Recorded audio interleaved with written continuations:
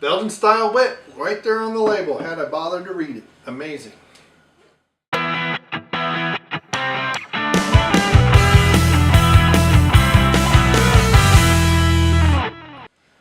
Hello, it's Brainmuffin back with another beer review you can use. I keep wanting to try that and it doesn't seem to work. Up today we have from Brew Kettle, which I believe is in Columbus or around Columbus somewhere, an ale brewed with spices, a Belgian style wit called Summer Rays. So we'll see what we've got. Our take on a Belgian ale, 5.3%, 15 IBU, so this should be very nice and mild. And wow. Already the fizz is arising. Yep, definitely a Belgian. It's got that nice Belgian flavor, almost kind of like a bubblegummy way over, yeah, and it is very carbonated. Although the carbonation is very interesting because it has the correct kind of carbonation, amount of carbonation, but it's not very thick. It's very large bubbles. I should say not dense. And when it comes to Belgian beers, the foam is very, very important. That's not bad. It's okay. Almost feels like it's a cross between artificial and natural carbonation. Nice golden color. Very nice. I'm not sure what spices they've got in there.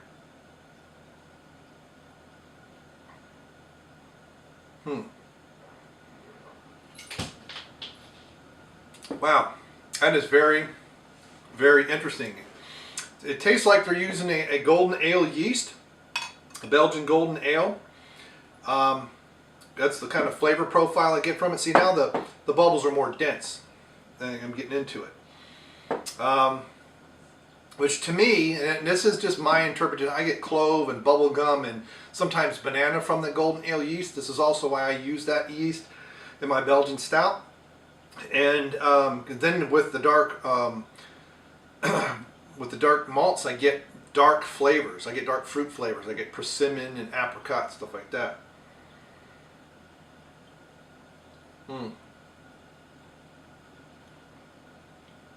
But it has the foam, it has the carbonation I expect, but it doesn't feel natural. And that's just, it feels like a cross.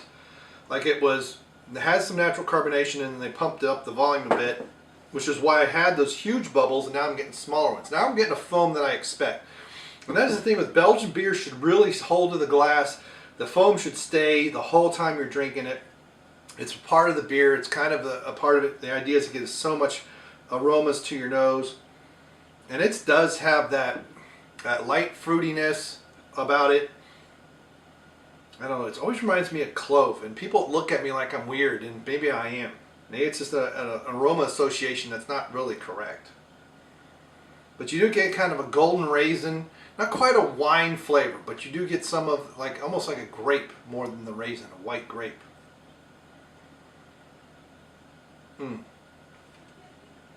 But that's definitely a cross. So from the wheat, you're getting some of those lighter flavors. It's not so heavy on the malt side. It feels a little light. It's kind of really hard to describe. It's not like it's bread, but it does have it doesn't have that heavy malt flavor to it. It has a malt flavor, but it's real light.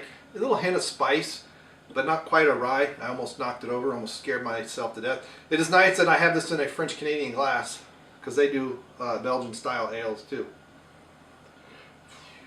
And Unibrew is up in Quebec, I think. It has a very nice aroma. I mean, this is a good one to be sitting around, and I think this is probably why it's called Summer Rays. Hot sunshine.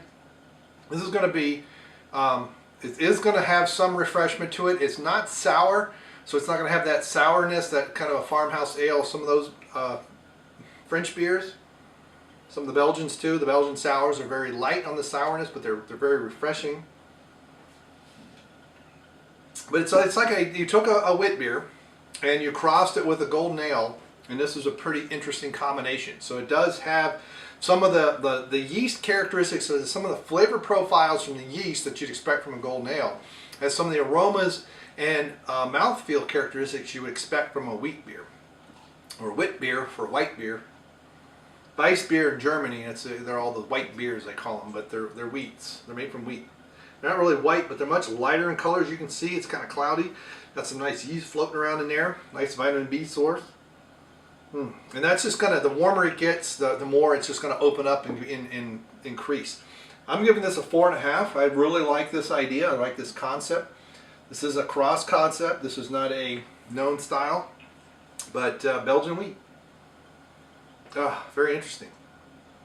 And with the golden ale, as opposed to just a wheat yeast, they're using a different yeast. So, but yeah, you can have this with, you know, finger sandwiches, cheese, cucumber sandwiches. You know, I know it's October, but this is made for the summertime. So think light summertime fares that you would be eating with this, and this would go well. You know, cucumber salad, that kind of thing, something with vinegar. You know, but again, just kind of light foods that you would eat because it's too hot to eat anything else, and this beer would go well with it. So there you go. 4.5. Thank you very much, the Brew Kettle. This is a great experiment. I love it. All right.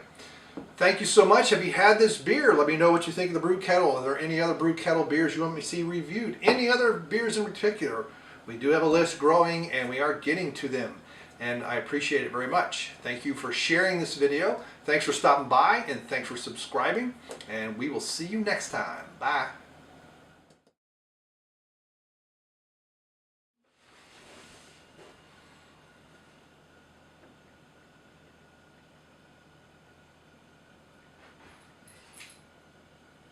Brew Kettle wheat beer. Oh, it's a wheat beer. I didn't know that.